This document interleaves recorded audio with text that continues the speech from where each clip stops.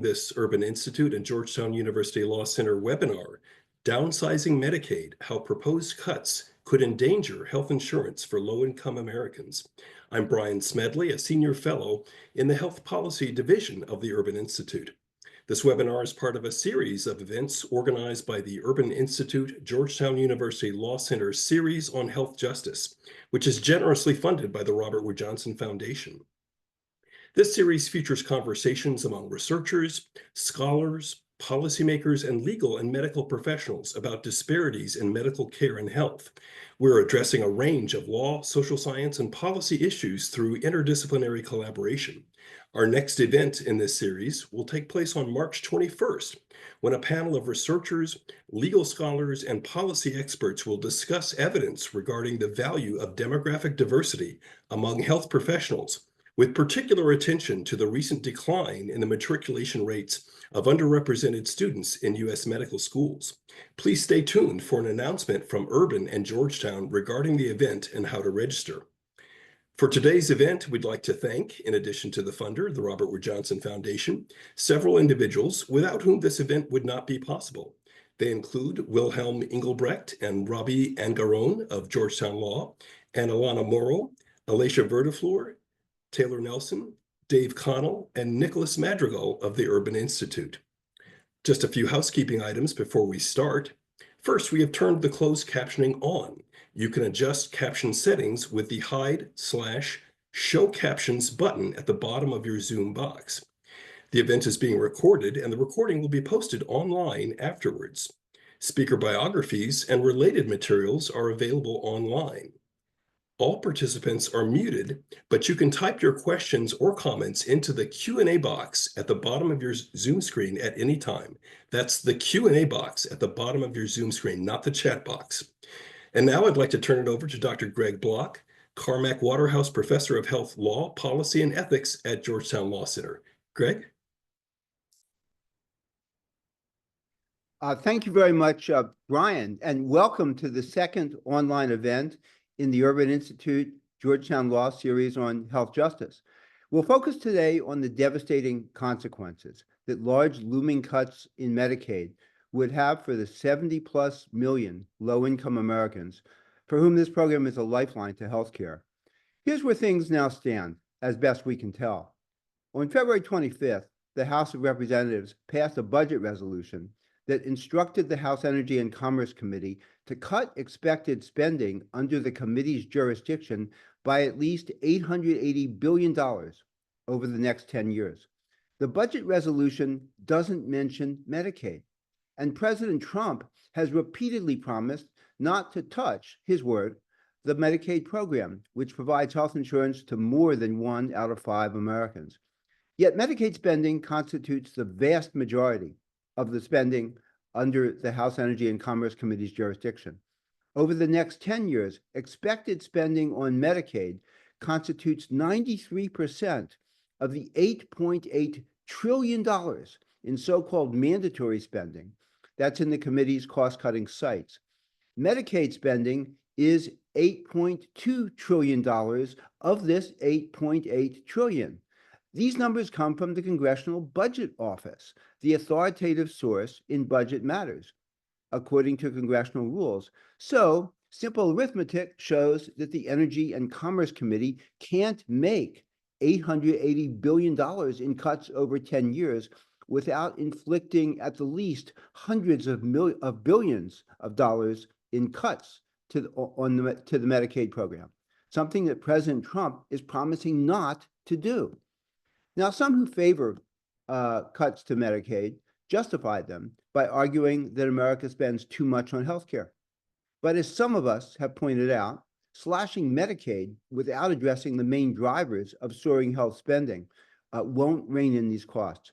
Our highest in the world medical spending is the product of irrational incentives to develop technologies that yield minimal or no therapeutic benefit, and at prices that exceed those paid anywhere else in the world. Medicaid, though, pays healthcare providers much less than do other public or private insurance programs. So Medicaid simply isn't a major driver of rising health spending. To the contrary, hospitals and other healthcare providers recoup their losses from low Medicaid payment rates by shifting costs to privately insured and other privately paying patients. So slashing Medicaid will further shift costs to private payers, pushing prices and private health insurance premiums upwards.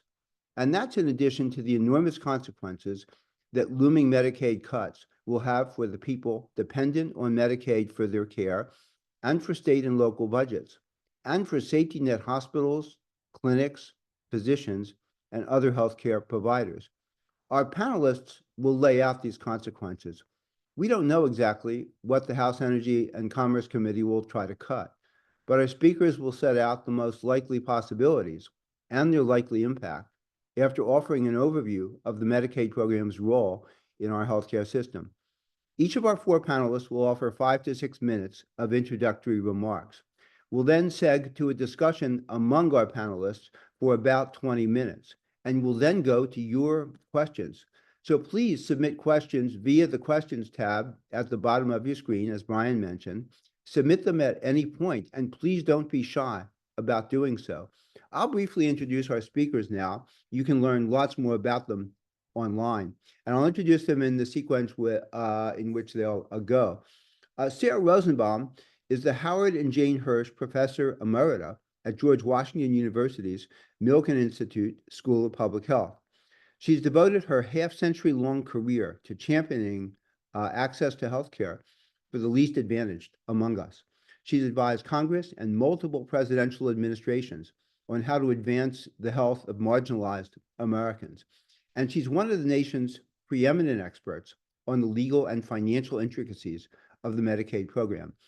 Edwin Park is another of our country's leading experts on the complexities of Medicaid and our other means for providing health care to the least well-off. He's research professor at Georgetown's McCourt School of Public Policy.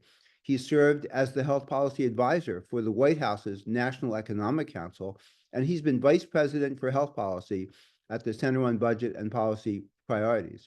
Genevieve Kenny is an Institute Fellow. It's the highest rank at Urban, an Institute Fellow at the Urban Institute's Health Policy Center. She's led multiple empirical studies of Medicaid, the Children's Health Insurance Program, and other health programs for the least advantaged, including Medicaid expansion, the introduction of managed care, and the unwinding of Medicaid's continuous coverage requirement. She's currently examining the likely impacts of a variety of proposed cuts to the program. Nathan Chomolo is medical director for the state of Minnesota's Medicaid and Minnesota Care programs, and he practices as a general pediatrician, which is pretty amazing considering all the hard work he's doing as an administrator. His work has focused on health equity and on the impact of early childhood interventions and healthcare access upon children's long-term prospects. He's previously served as the state of Minnesota's COVID-19 vaccine equity director and as senior advisor on equity to the Minnesota Commissioner of Health. So we'll turn now to Sarah Rosenbaum.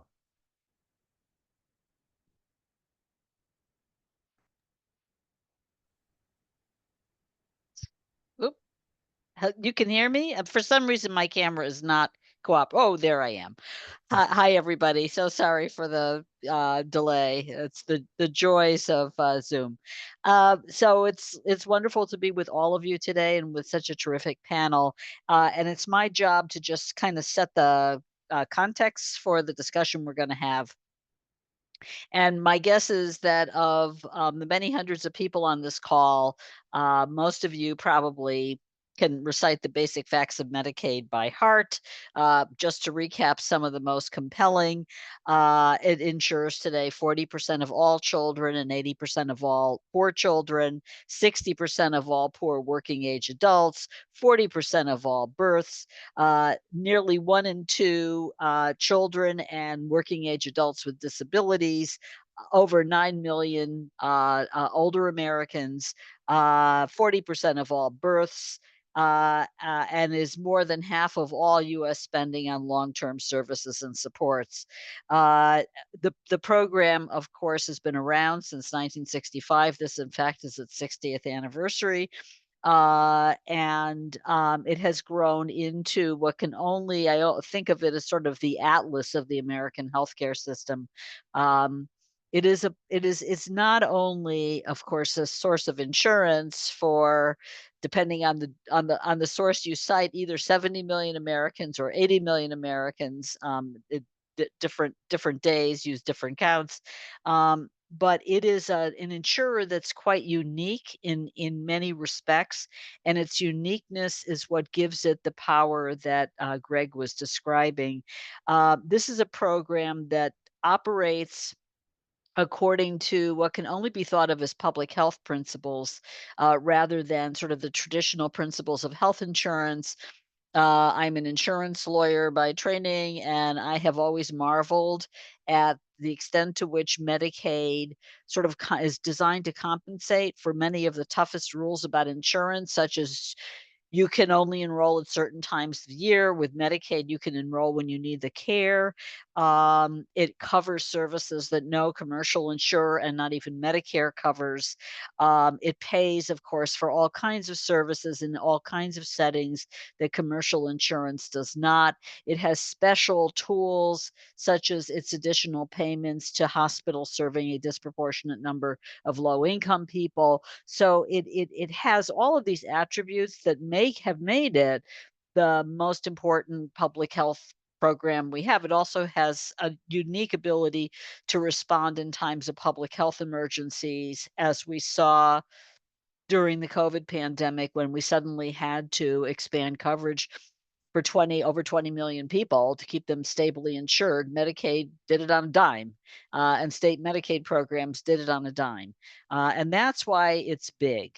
The other thing I think to just bear in mind as we talk about Medicaid is how it's financed. So it has changed some over 6 decades, but it still rests on the same deal that was struck in 1965 between the federal government and the state governments. And therefore, any discussion about Medicaid is not simply a discussion across the White House, the House, and the Senate. It's a discussion across the White House, the House, the Senate, and the states.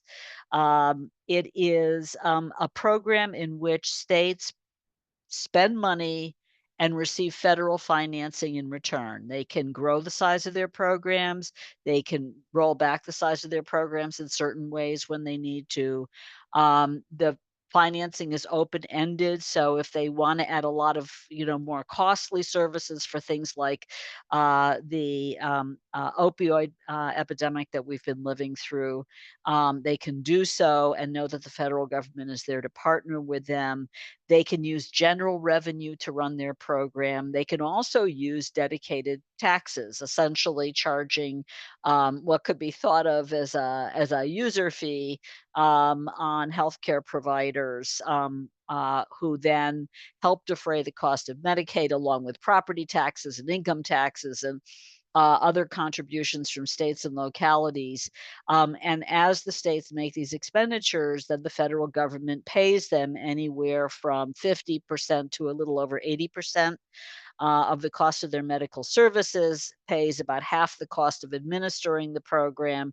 And of course, for the Affordable Care Act expansion population, the federal payment is set high. It's set at 90% as an incentive for states to expand their programs.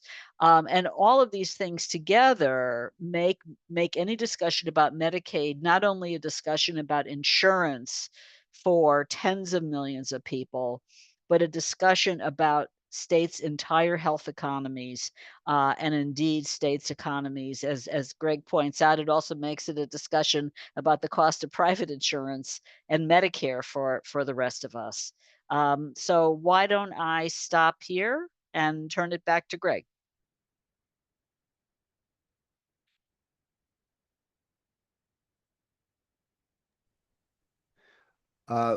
Whoops. All right. Thank you very much, Sarah, for all of that. And let's turn to Edwin Park. Thanks, Greg. So I'll talk about some of the proposals that are likely under consideration to achieve what Greg talked about, the Energy and Commerce Committee having to meet an instruction under the budget resolution of making at least $880 billion in mandatory spending cuts. The vast majority would have to come from Medicaid. A few notes about that. One, it is a minimum. So it is a floor, not a ceiling, on the amount of cuts that the Energy and Commerce Committee, which has jurisdiction over Medicaid, has to make. And two, it's very likely there's a lot of political pressure to go higher if the budget resolution, is ultimately passed by the House and Senate, as is currently designed by the House, because the amount of deficit reduction allowed for extending and expanding the expiring tax cuts will be lowered under an amendment that was put forward by the Freedom Caucus in the House, unless the total amount of spending cuts under the House budget resolution actually goes up. So there's about $1.5 trillion in targeted cuts, a target of cuts. It would have to go up to $2 trillion in total cuts if the tax cut number isn't reduced. So that means that there's a lot of pressure to go above $880 billion in spending cuts. So what are some of the major cuts under consideration? Notably, these are the same sort of cuts that were included in the failed 2017 repeal bills that tried to repeal the Affordable Care Act, as well as cut the rest of Medicaid. So I'll go through the four provisions, the first being a per capita cap. So under current law, the federal government picks up a fixed percentage of states' Medicaid costs, as Sarah pointed out. Under a per capita cap, there instead would be an arbitrary limit on federal funding on a per beneficiary basis.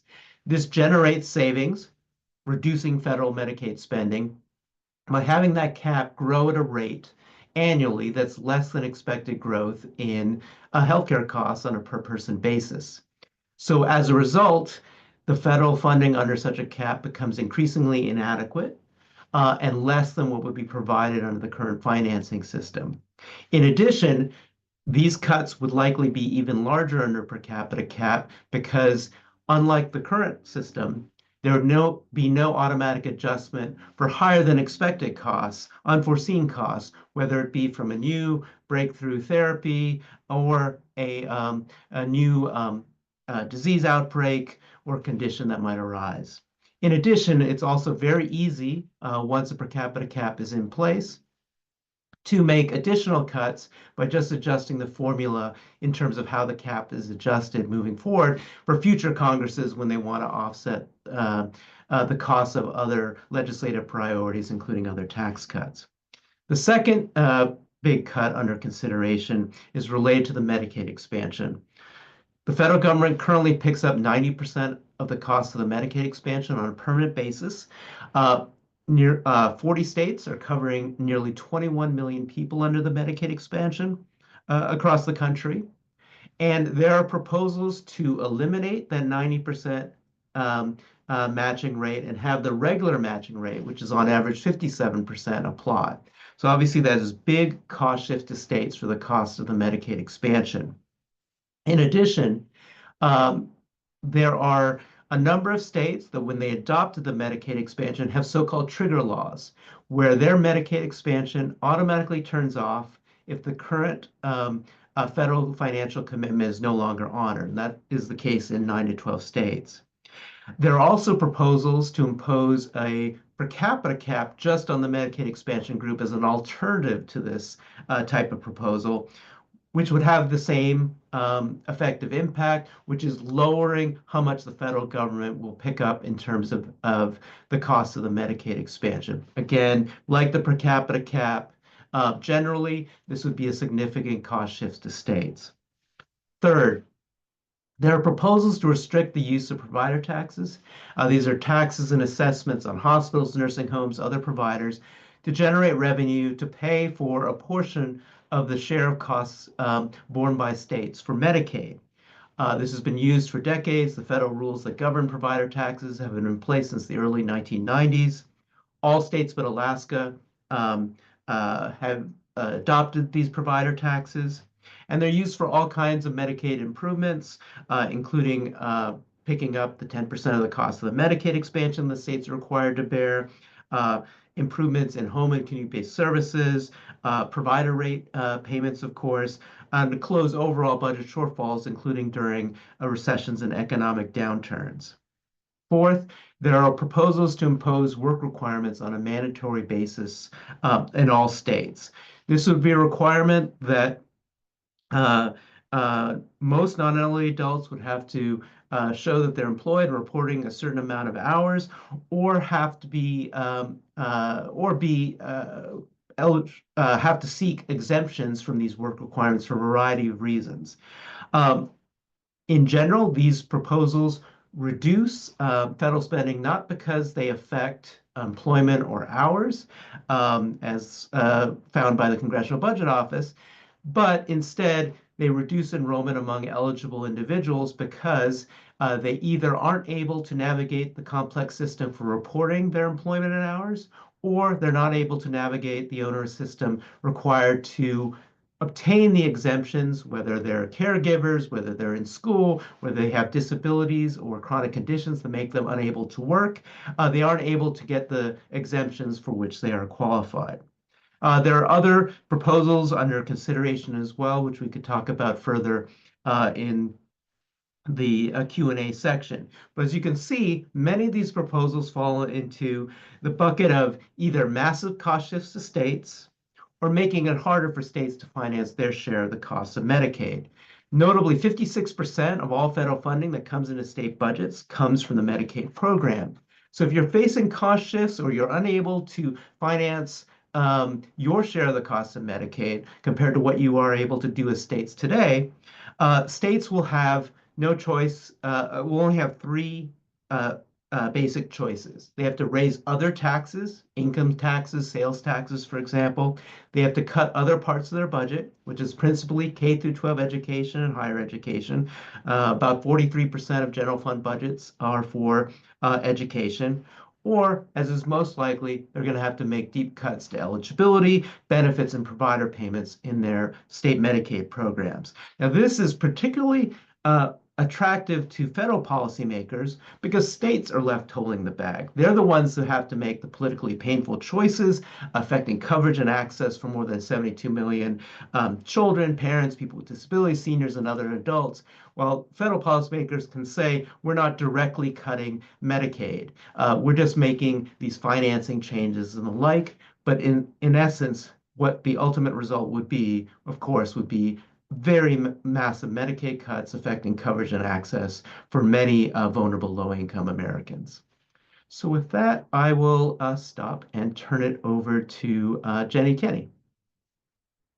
Thank you very much, Nathan. And Genevieve, you're on. Thank you, Edwin and Greg, and thanks, Greg and Brian, for organizing this session. I wanted to use my time to emphasize why the Medicaid program is such a critical part of the country's healthcare safety net and why we all should be worried about deep cuts in federal funding for Medicaid. First, as you heard from Sarah, Medicaid serves as the healthcare backbone for many population groups and services, and disproportionately serves low-income populations and people with disabilities and serious healthcare needs. For example, 4 in 10 Medicaid non-elderly adults covered by Medicaid report having a mental illness or a substance use disorder. Medicaid is the single largest payer for prenatal care and deliveries, for nursing home and long-term care services and supports, for mental health and substance use services, and HIV care, just to mention a few areas. Children rely on Medicaid at much higher rates than other age groups, and overall, a third of Medicaid enrollees are children. But while only 23% of Medicaid enrollees qualify on the basis of disability or are over age 65, spending on those two groups makes up over half of all Medicaid spending. Across all age groups, the people who are covered by Medicaid tend to have much lower incomes and much greater healthcare needs and problems than those with other forms of insurance. Medicaid also disproportionately provides healthcare services to historically marginalized groups. So cuts to Medicaid will have outsized impacts on them. For example, while white children constitute the single largest racial ethnic group among children covered in Medicaid, Medicaid covers over half of all children who are Black, Hispanic, or Native American. Second, we have very strong and compelling evidence that documents the positive impacts Medicaid has on the people it covers. We know, for example, that expansions of Medicaid that reached more children in prior decades led to improvements in their health and functioning, better test scores, peace of mind for their parents, and enhanced economic well-being for their families. Numerous studies have also found that Medicaid expansions for children have had long-term beneficial impacts, including greater high school and college graduation rates, higher earnings and tax revenues contributions, and improvements in physical and oral health, and reduced hospitalizations and emergency room use in young adulthood. In addition, study after study of Medicaid expansion under the Affordable Care Act has found numerous positive benefits, including improved access to and use of healthcare, increased affordability of care, decreased mortality, improvements in a range of different health outcomes, reduced unintended pregnancies, and improved financial well-being. Beyond these effects on enrollees, positive impacts of Medicaid expansions on states and healthcare providers have included increased state revenue, lower uncompensated care costs, improved provider revenue, and fewer hospital closures.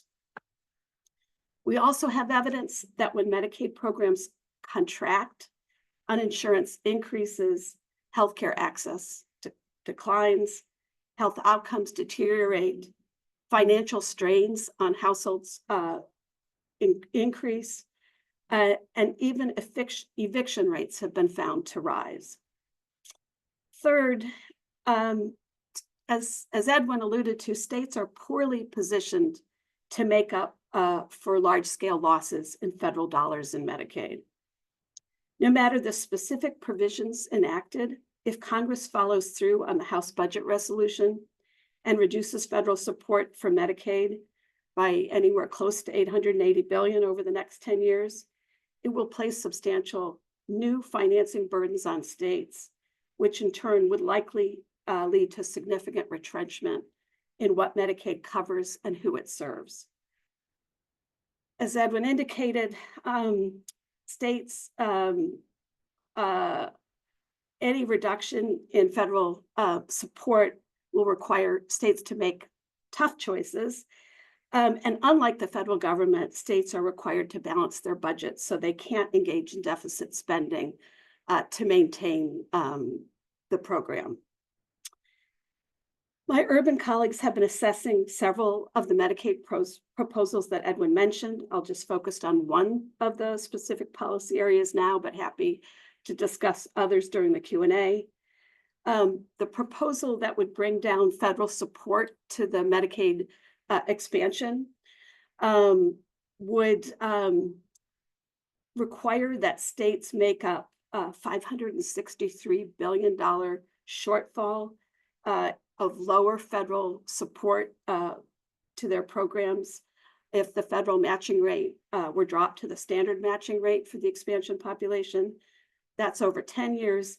And in 2026 alone, if this policy were to be implemented, then states would need to make up an additional $44.3 billion in their state, either through budget cutting or finding additional revenues to make up for the loss of federal funding in that year. And if states can't make up for the loss of federal support, if they don't have the wherewithal to do that and drop the Medicaid expansion in 2026, urban analysis suggests that that would result in over 10 million additional uninsured in that year alone. So with that, let me turn back to Greg and hand the baton on. Thank you very much, Genevieve. Next up, Nathan Chumolo. Yeah, thank you, Greg. And thank you everyone for kind of setting the stage for my comments, which will kind of focus more on a state level and then taking it down to the clinical level with the impact of these potential cuts on providers and patients. And so as Sarah and Genevieve already provided kind of a national look, in Minnesota, we've been looking at the impact of Medicaid and updated some of the data we've shared previously. We call Medicaid Matters, talking about the impact of Medicaid across the state. And our Medicaid and Minnesota Care, which is our basic health program, they're cornerstones of our state's healthcare system, serving more than 1 million people, around 1.3 million most recently. And that ends up being about 1 in 4 Minnesotans. We know that enrollment is split evenly between our Twin Cities metro, where Minneapolis and St. Paul are, and the more rural parts of the state, which we refer to usually as Greater Minnesota.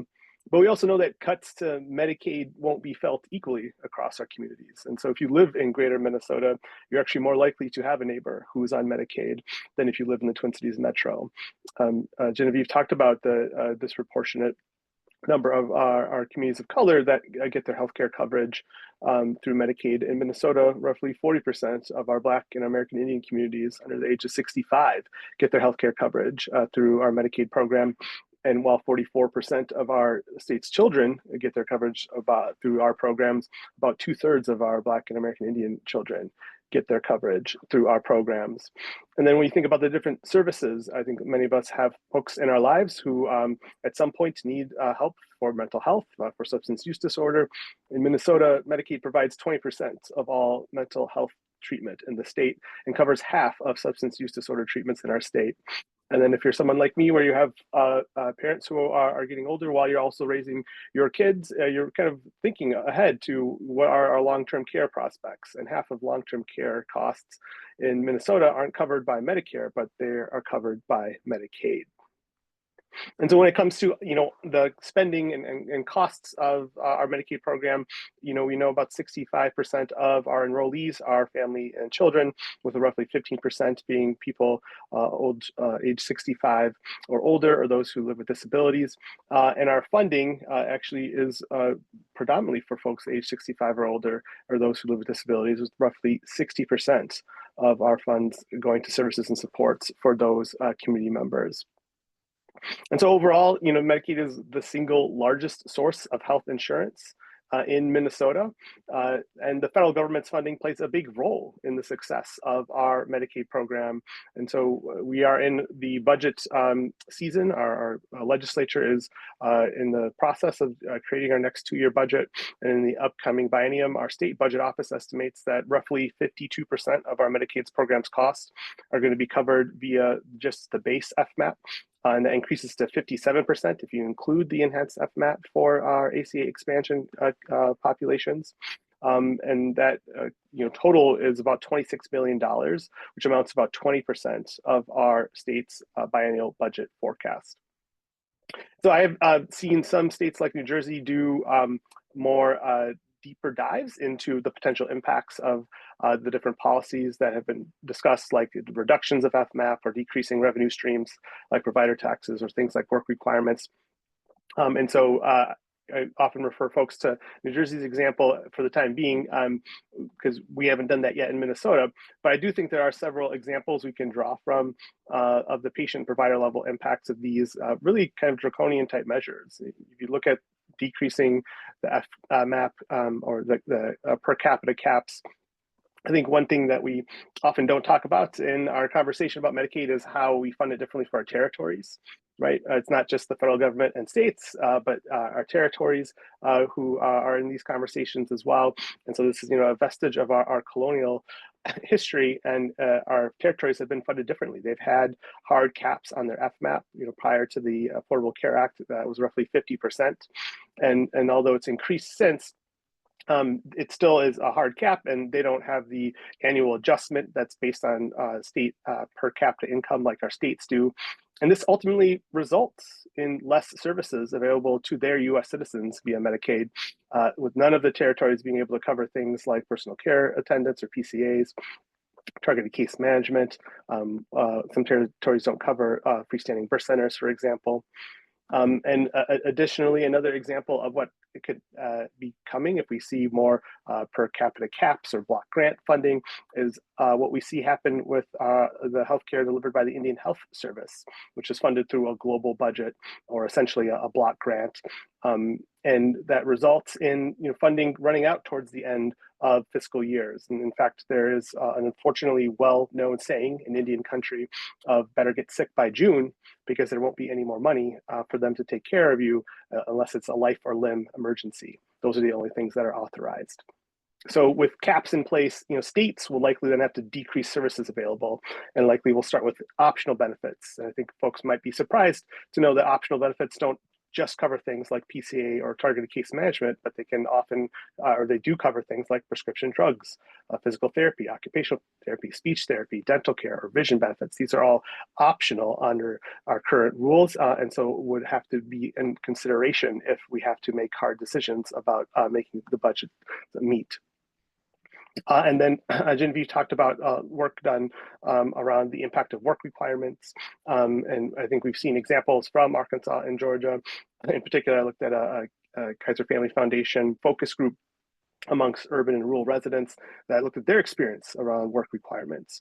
And often enrollees were unaware or confused by the requirements and found it difficult to navigate a process or even just set up their accounts. So even though that they were working, even though they wanted to engage in the process and follow the rules, they were having difficulties, leading to them losing coverage.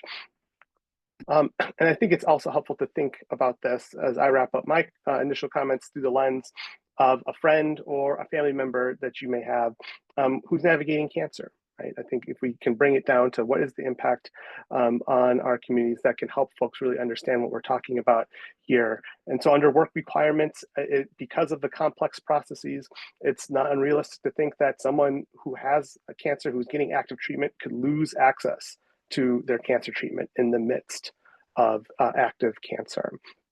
Under block grant or per capita caps, maybe the healthcare insurance, their Medicaid covers their surgery or their chemo, but doesn't recover their therapy or any of the follow-up appointments that are really part of the standard of care to fully recover from that.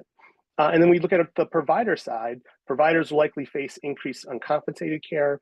We've already heard just from the decreases in enrollment after we came out of the public health emergency, our federally qualified health centers, our community health centers, noticing some increases in uncompensated costs and some restraints to the care that they're able to provide. And so some providers might stop taking Medicaid, some might have to close down. And so then we're talking about not just impacting folks on Medicaid, it's going to be impacting all of us, whether we have Medicaid or not. And so that's what I'm hopeful that as we kind of talk about all these potential possibilities, we're able to continue to ground it in the impacts on our patients and the healthcare system writ large, which has really been strengthened by Medicaid, not weakened. I'll kick it back to you, Greg.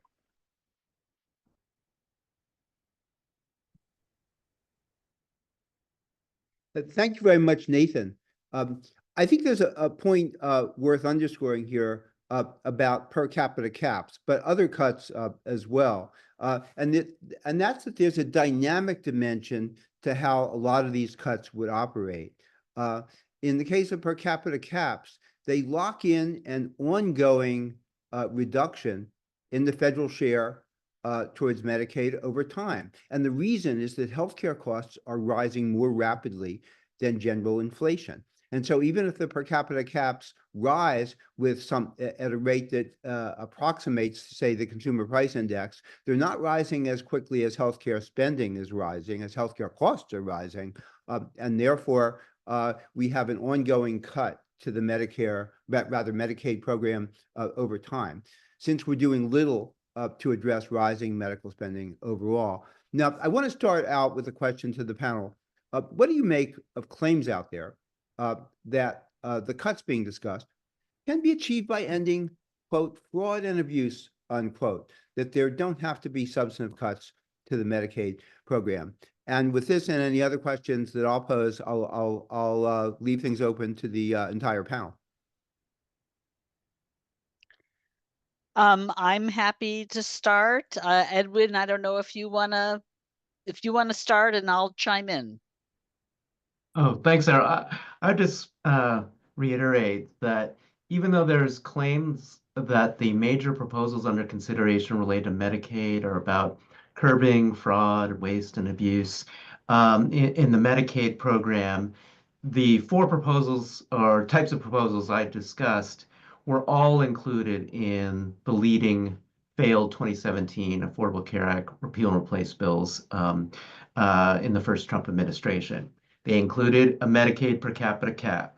They included proposals to eliminate over time the 90% matching rate for expansions with the intent of causing states to drop that expansion over time. They did not explicitly repeal the Medicaid expansions. It's the exact same proposal. Restricting state use of provider taxes also was included in the 2017 repeal bills. And then work requirements was also included in those bills. So these are the same legislative priorities that were not achieved last time around the first Trump administration. And these are the same sort of proposals, even though they've now been reframed as somehow addressing fraud in the Medicaid program. I'll let Sarah weigh in. Yeah, I've noticed a couple of things about some of the leading reports. I believe the Paragon Institute now has put out a couple of different reports on fraud and abuse and improper payments. The first is that the analysis is sort of clearly off base on what is fraud and abuse. Fraud is a very narrow thing. It is something that affects public and private insurers. It's providers acting badly. I'm sure Nathan probably has had to deal from time to time, just like any insurer would, with fraud in the program, sort of an intentional misbilling of Medicaid for services that weren't rendered or that were not given to eligible people. That's a very rare occurrence. What is much more common, and of course, again, this is true for Medicare, Medicaid, private insurance, are erroneous payments. And I should note, one of the things that these reports never point out is that it's an erroneous payment not to enroll somebody who was eligible for the program.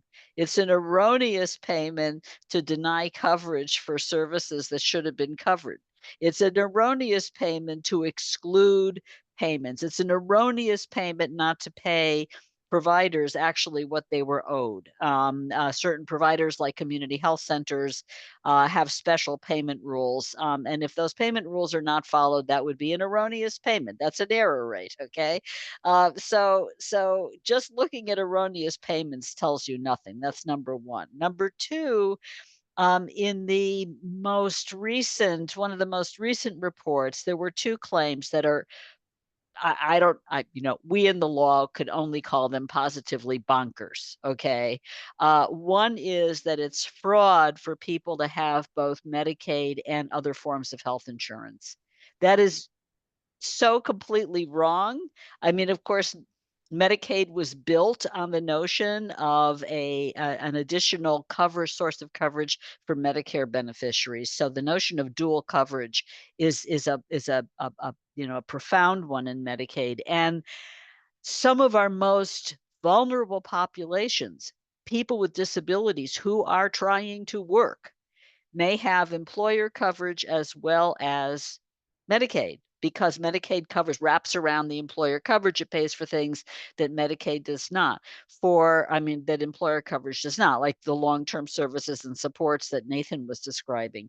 Parents of children with disabilities depend on Medicaid heavily, infants and children, for all of the long-term services and supports that their employer plans just simply don't cover. That's another group. And I should note that one of the groups most dependent on the supplemental insurance, it's something I've looked at, I know Georgetown has looked at this, is TRICARE families.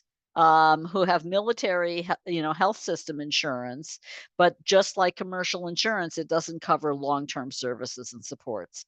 And the other thing that shows up in these recent fraud reports is that somehow the Medicaid continuous enrollment protections during the pandemic were a form of fraud.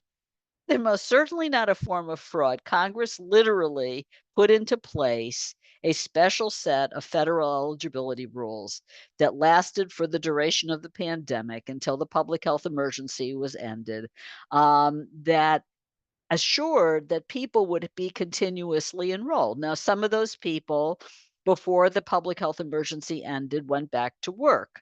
And they may have had employer coverage, which again would have been the primary insurer under those circumstances. It is not fraud. They didn't commit fraud. Their coverage, simply this extended coverage period, came to an end. So there is this total mischaracterization of fundamental bedrock Medicaid policies, because it is a safety net program. It is the Atlas, as somehow fraudulent. The answer is fraudulent in my eye. This is Medicaid. This is why it's our most important public health responder. And I would just add, I think it's important to kind of call out when these false narratives are put forth as justification for these policies. If you did take folks at their word that Medicaid fraud, waste, and abuse is like their core intent, and rooting that out is their honest goal, then they wouldn't be focused so much on policies that strip away benefits from our beneficiaries. It wouldn't be on the back of our beneficiaries, because our beneficiaries, our community members who get Medicaid, aren't the ones who are causing millions and millions of dollars of fraud, right? It's providers. It's some extent you could probably look at how it's administered through managed care organizations. There's other larger players that you would be going after, instead of making it harder for folks to enroll and taking away funding that would strip away benefits. There's examples of units set up by states. So Tennessee has a fraud unit within their Medicaid program, and they fund it at like $6 million a year to go after roughly $900,000 of fraud, based off of public radio and analysis. And so I think it's really important to kind of lift up some of like the really false intents here, because if they were true about that, they wouldn't be going after policies that impact our beneficiaries directly. And if they were true about fraud, waste, and abuse in our government writ large, it wouldn't be Medicaid. It would be the Department of Defense. It would be funding the IRS to go after tax dollars. And so I think while we both kind of defend Medicaid, we need to also say, hey, if you are really invested in going after fraud, waste, and abuse, why aren't these other parts of our government on the table in the conversation? Why is it on the backs of folks who have the least amount of power in our society? And I think we know the answer to that, but I think that's the way I would push back on these framings. Thank you. A question for Genevieve, but I invite everybody else to chime in on this as well. To what extent do so-called work requirements actually get people to work who wouldn't otherwise be working, versus to what extent are these requirements really in the main a tool for reducing spending by creating bureaucratic obstacles that cut people off from the program, even though if they did the paperwork, they would show that they're eligible? Well, the first thing I would say is that we have very little on-the-ground experience with work requirements in Medicaid. So to talk about a mandatory work requirement national on the basis of the prior experience is very risky. The little experience we do have suggests that it is absolutely a tool for where we'd expect to see lower enrollment. The barriers to reporting on work and qualifying for exemptions, as Dr. Chomolo referred to, are quite clear. We have states that have tried to implement work requirements, and we know that the majority of individuals who are covered in Medicaid, who are non-aged adults, are either working, engaged in work-related activities, or have barriers to doing that. And the little evidence that we do have does not suggest that it leads to higher employment. If anything, the concern would be that in denying people access to chronic health care medications and other kinds of ongoing treatments, that it actually reduces their ability to work. And I just add that under the mandatory work requirement proposals that were put forward by then Speaker McCarthy in 2023, which is what House Republican leaders have talked about adopting this time around in budget reconciliation, even people with disabilities, including those who are receiving SSI benefits, are not automatically eligible for an exemption. They wouldn't automatically be excluded, and they would have to go to the doctor's office to get a special exemption. So it gives you a sense of the paperwork requirements, the difficulty in people being able to obtain the exemptions to which they otherwise should qualify.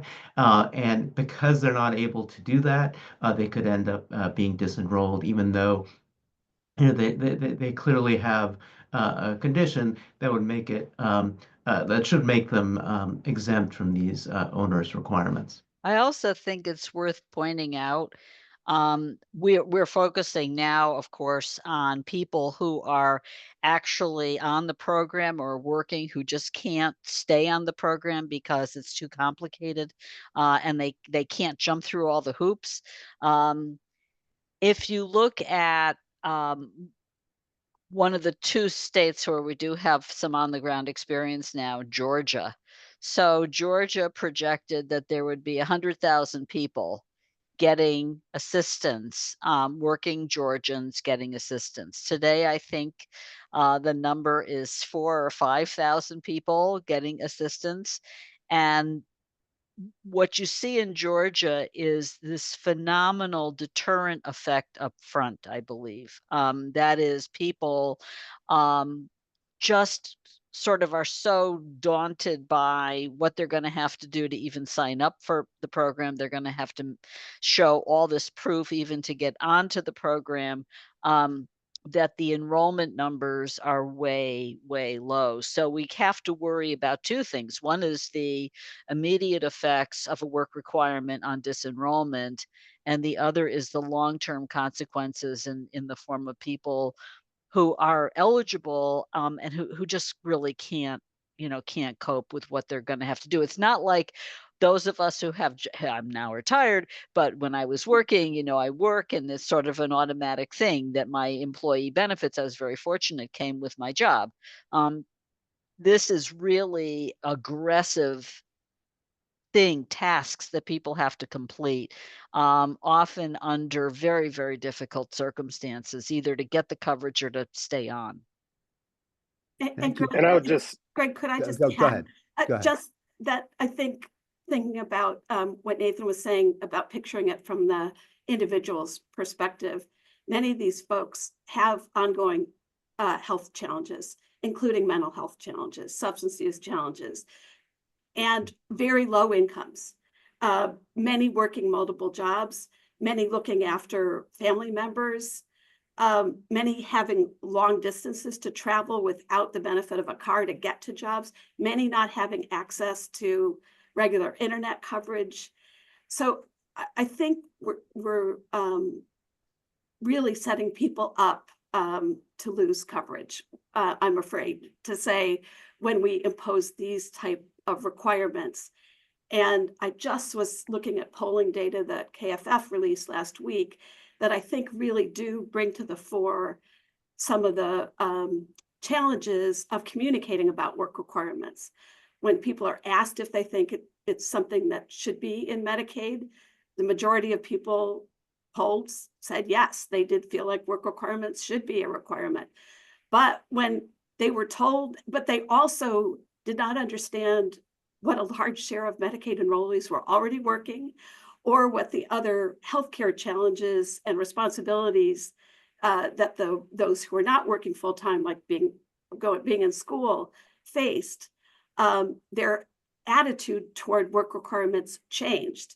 So I think it's a very complex kind of PR type of challenge, but I think we're all pretty clear that the consequence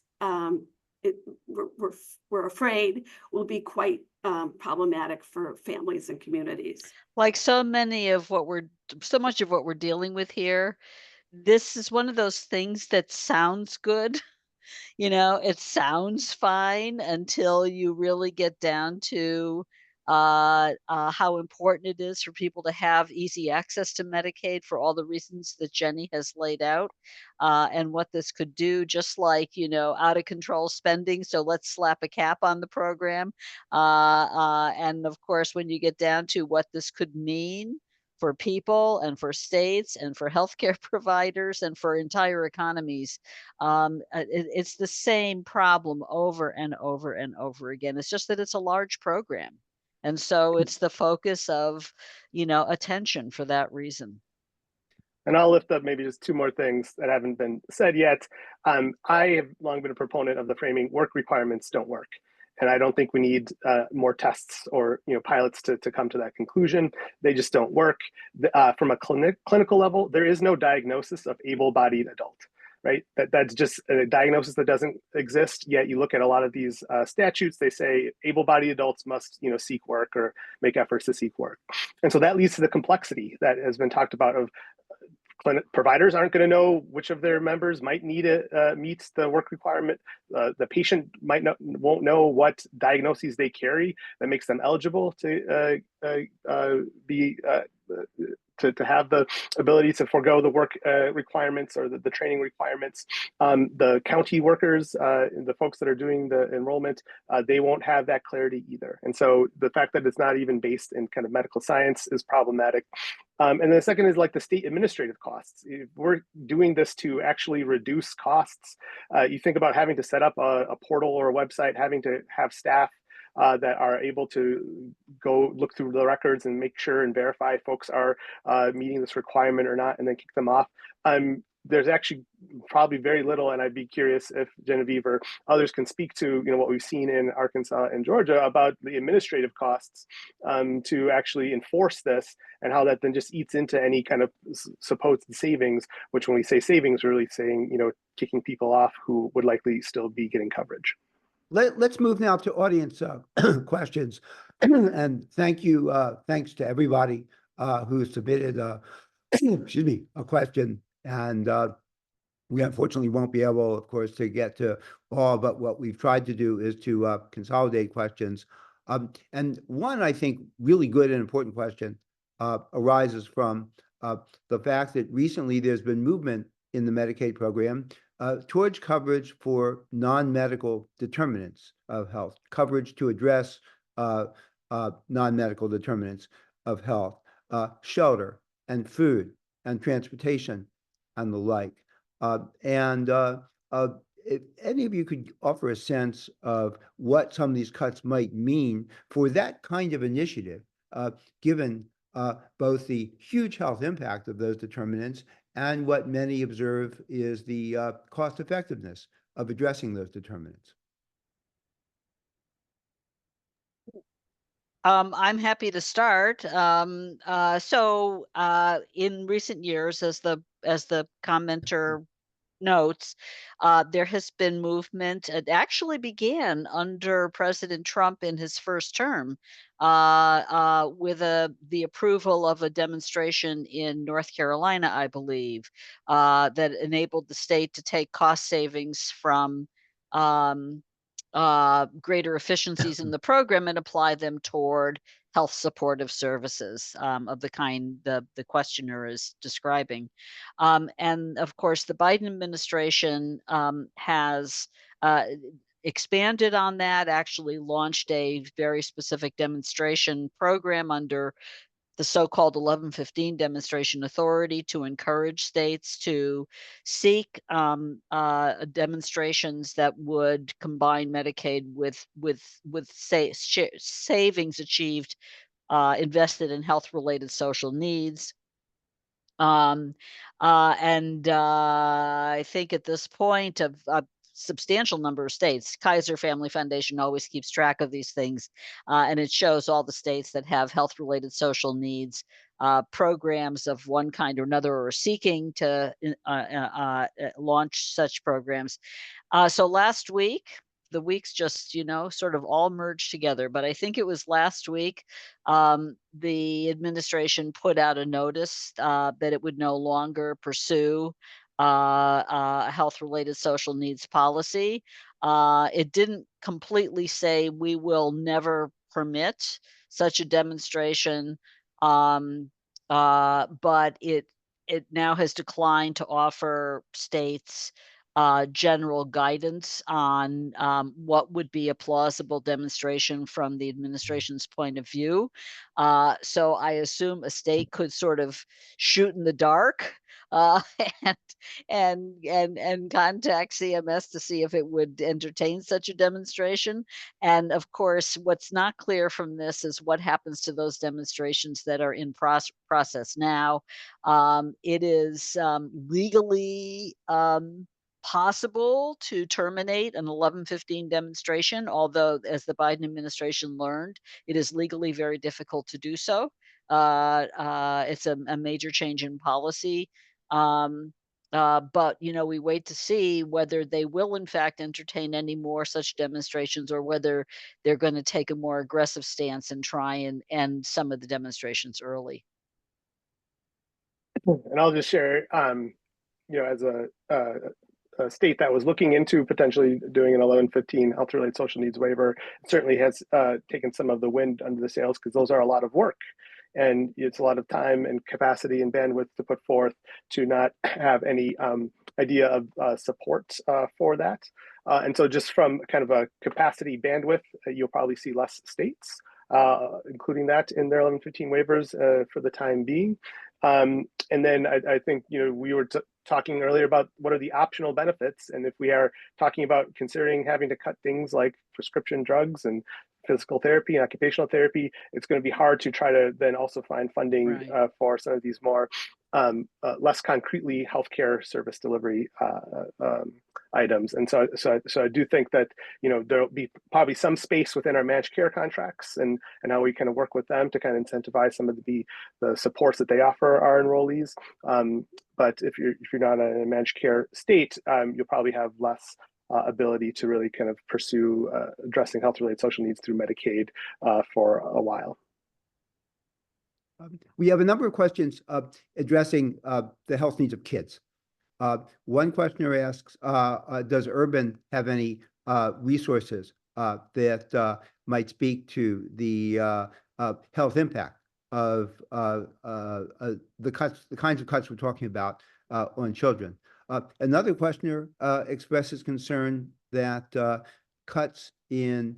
state level cuts in outreach to children, especially children with special needs in the community, might lead paradoxically, or perhaps not so paradoxically, to more institutionalization of kids who could thrive in the community with sufficient resources.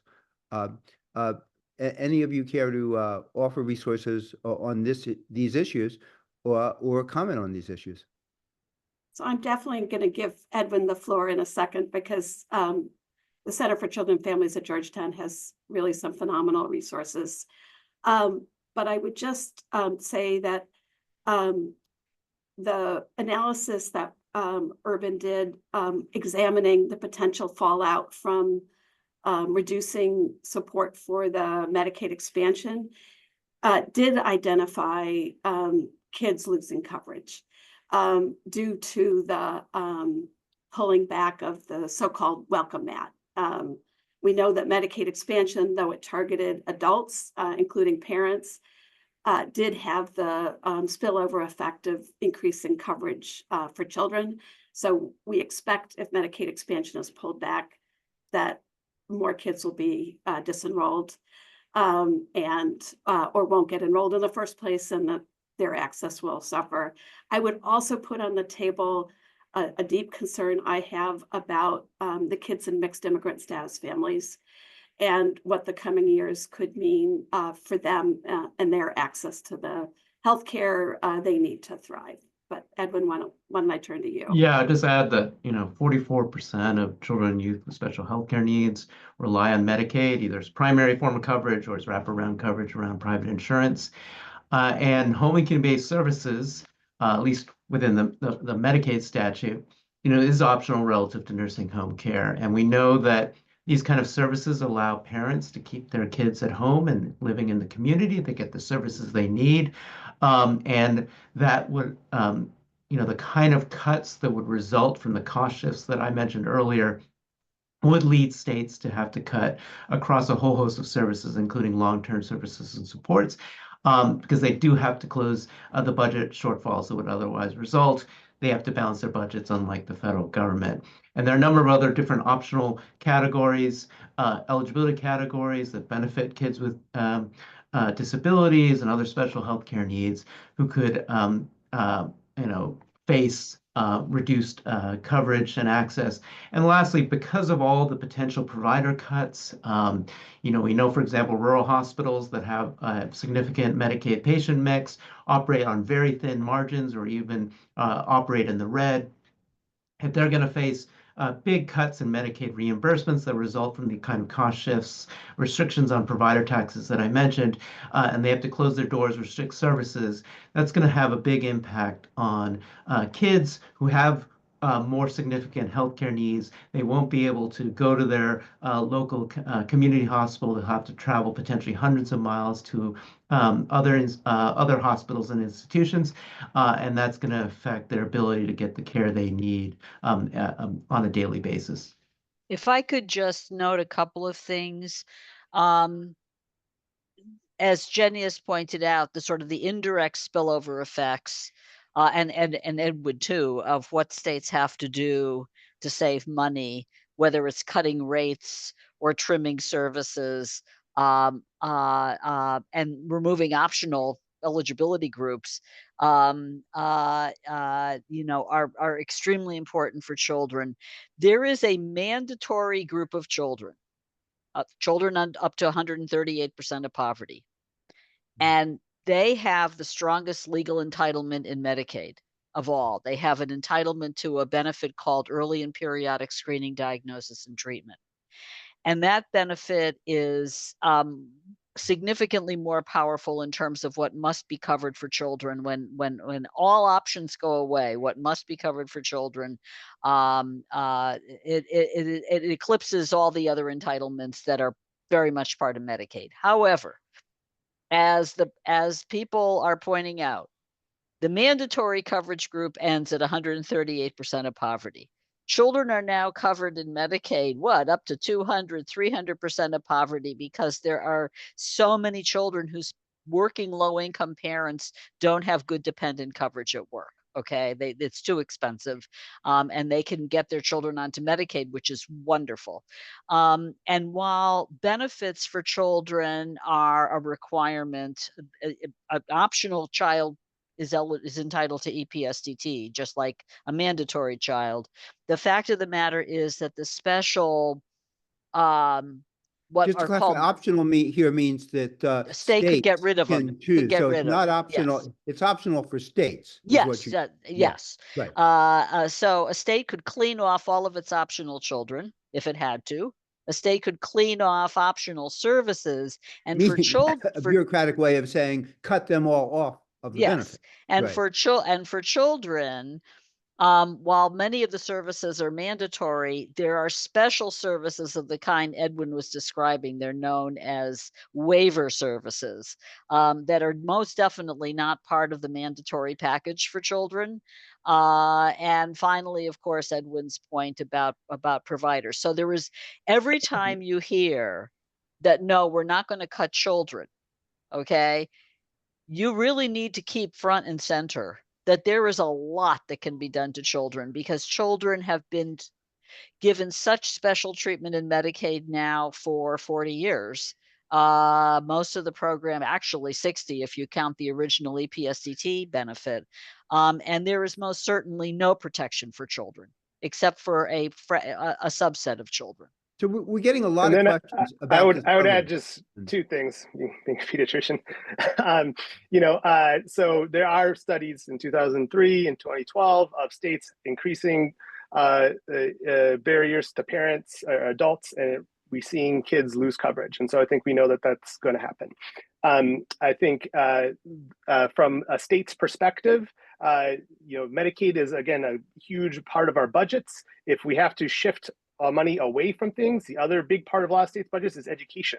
And so there's an impact on children in multiple parts of their lives and the resources they have by these Medicaid cuts. And I think we need to socialize that as well. And again, one way to say this is a short-term savings, but it's a long-term cost. For all the reasons we know that Medicaid has proportionate benefits for children in our society in returns, not only in their health and well-being, but things like our own tax revenue.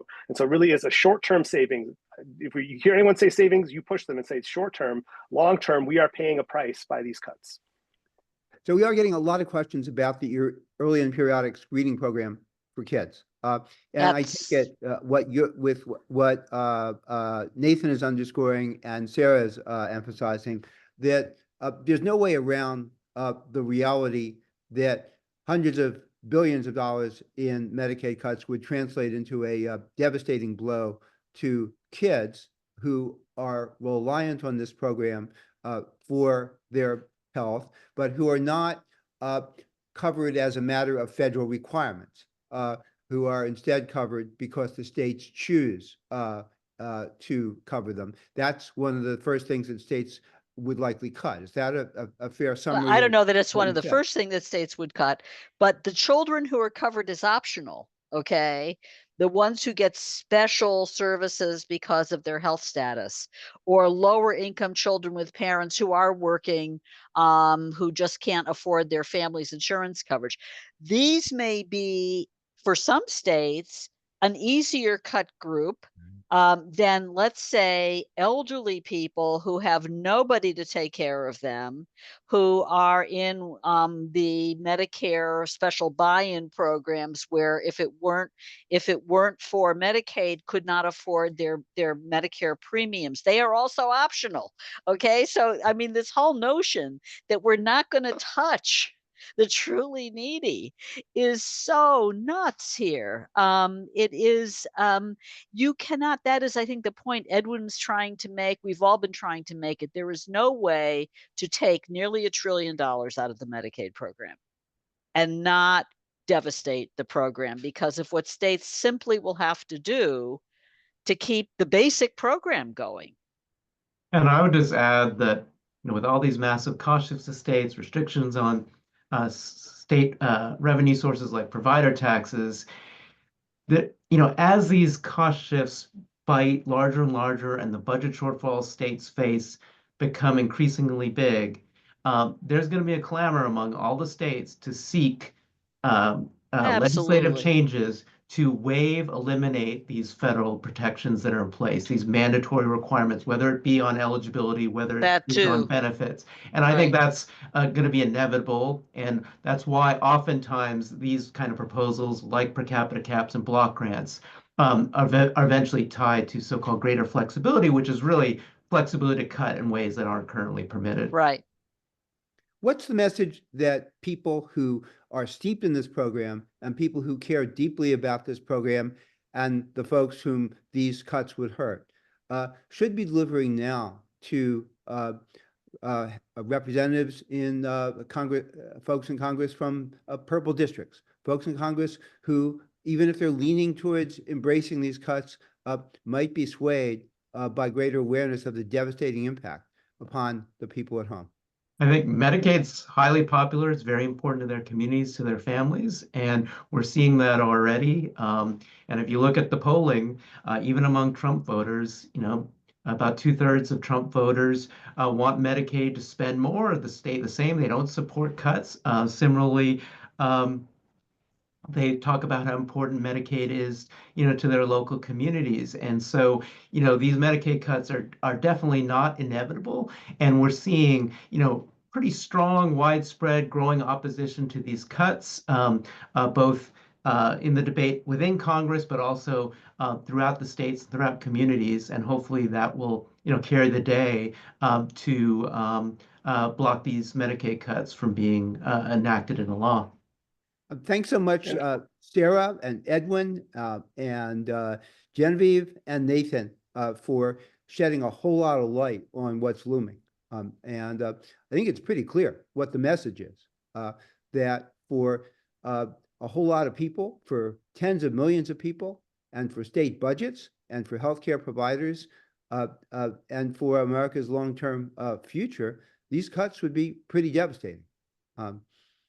We will, as President Thank Trump you. often says, we will see what happens. Thank you very much. Thank you. Thank you.